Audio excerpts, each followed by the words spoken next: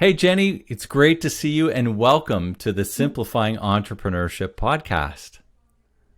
Hi, Pete. Nice to be here. Nice to see you. Absolutely. It's been a while and it's great to see your smiling face. I know some of you will be listening and not everybody on video here, but, I have had a wonderful experience working with Jenny and her dad, Joel, with the Ultimate Speaking System, and really wanted to bring Jenny on here today and to be able to impart some knowledge on speaking and talking. It's such an important part of leadership, isn't it, Jenny? Oh, yes. You can never escape it, right? Oh gosh, yeah, it's pretty much a daily thing for leaders and entrepreneurs. And today we're going to tackle a topic which is, what are the three things that leaders overlook when they communicate? Communication is just such an important piece of leadership. We have to do it in the sales. We're always selling, right? Whether we're selling internally or externally, and we're communicating with our team, we're communicating all around us to make a better business. And what are your thoughts, Jenny, on the three things that leaders often overlook when they communicate? What are they doing wrong?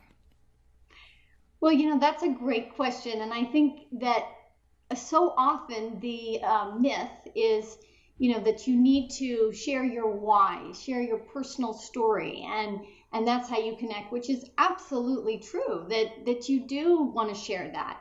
But I think the biggest problem that many speakers have is they think of what is important to them and they want to tell about their story, when really most audiences or listeners, they might not know you very well, and at that point, I hate to say it, they don't really care about you yet, right? They care about what you can do for them.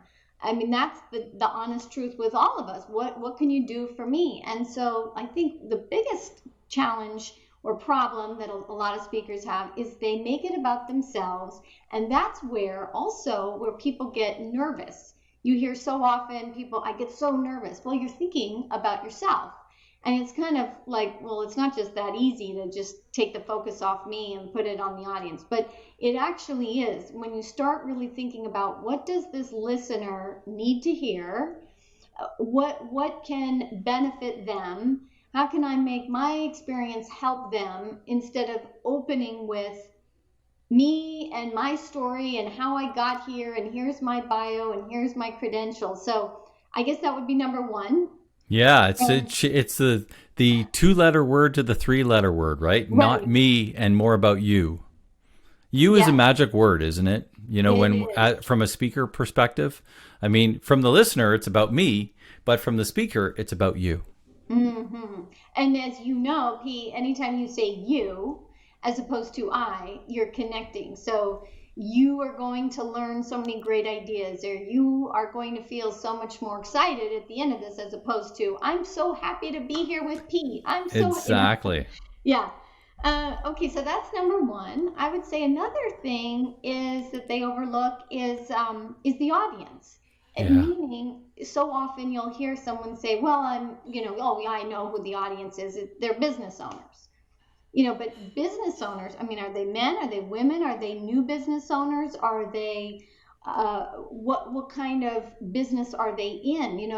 We have people that are like, oh, I'm speaking to, I know my audience. Of course I know my audience. They're doctors. But that could be like, okay, are they an ER doctor? Are they a veterinarian? Are they a gynecologist? Or are they just like someone who has a doctorate? Those are all doctors. Yeah. So I made that mistake one time. I was told I was speaking to seniors. So I was like, all right, and I got all my I fell and couldn't get up jokes and Viagra jokes. And then I show up and it's seniors, like high school seniors. So you can imagine that didn't go over so well. Yeah, that wouldn't. You really want to ask specifically. You can never ask too many questions. I love that. I love that. And from that perspective, when you're asking about the audience, I look at that as getting in their mindset too, right? You not only need to know, demographically who they are, but you need to really understand about their mindset. And, from your perspective, I use the words worries and wants. What are their worries and wants, right? And I know from your language, you guys often use needs, fears, and wins. Is it or needs, fears, and victories? Yeah. Mm-hmm. Yeah. And I think it's so important to do that deep work before you're actually laying out that communication, whether it's communicating orally or verbally too, right? Or not orally or verbally, but orally or written communication. Right. I mean, I think it's all communication. Mm-hmm. The work that you're talking about here is the same. Whether you're speaking orally or whether you're writing something, you need to do that work. You need to know your audience. Exactly. And that's so true about getting into their head and not just saying it. Well, it helps you, the speaker, of course, prepare, have a much better message. And then when you verbally say that to the listeners, I know, you're probably concerned about, or maybe you're worried about XYZ. Yeah. And then it tells them, you've done your homework, you're connecting, you're in their world, and it makes such a difference. Yeah, it does. That's great. Yeah. Why don't you give us one more? Okay, so we have the first one was, the mistake is it's all about me, and they don't really open with talking about their audience. The second one was, really knowing the needs, fears, and victories of the audience. Yeah. And then the third one would be, I think the call to action is a really easy one for you to think of, because you have to think to yourself, what do you want them to do? I mean, sometimes you want them to buy something. Sometimes you want them to go to somewhere, make an appointment, but, making that really clear. And sometimes it's not something where they buy something or go somewhere, but it's maybe you want them to think something. Mm-hmm. You want them to have a change in mindset. Yeah. And that is a call to action as well. So if you're really clear, you building that message or presentation, if you're really clear on what your call to action is, it's going to make it so much easier for you preparing, and it's going to make it so clear for your listener. Yeah, the clarity gives them the confidence to actually move ahead and do what it is you need them to do. But, if you don't outline what you need them to do, then they're mumble jumbled about what's going on, and half the time it's an inconvenience for them to actually go ahead and do, and so they don't. Right.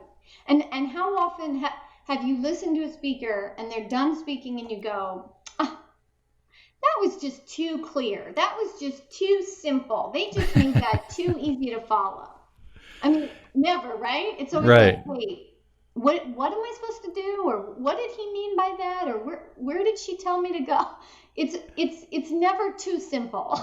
It's never too simple. I mean, this is the Simplifying Entrepreneurship Podcast, right? So I'm a believer in that for sure. Well, thanks so much, Jenny, for sharing those 3 wonderful tips that will help leaders communicate better. I think that's really some core stuff there, but stuff that's often overlooked. Mm-hmm. So that's wonderful. And what I wanted to do here now was to just kind of get your information. So anybody that wants to reach out to you, Jenny, and understand more about what you do, how you do it, and all about your sort of organization and speaking business, why don't you tell them about that? You can go to ultimatespeaker.com. ultimatespeaker.com. That's awesome, Jenny. Thanks so much. And I really appreciate the time you spent with us here on the Simplifying Entrepreneurship Podcast. And I'm so thankful that we're going to be able to have you on for another episode in the near future, and looking forward to that one as well. Yes. All right. Make it a great day. Okay. Make it a great day. Good. Bye for now.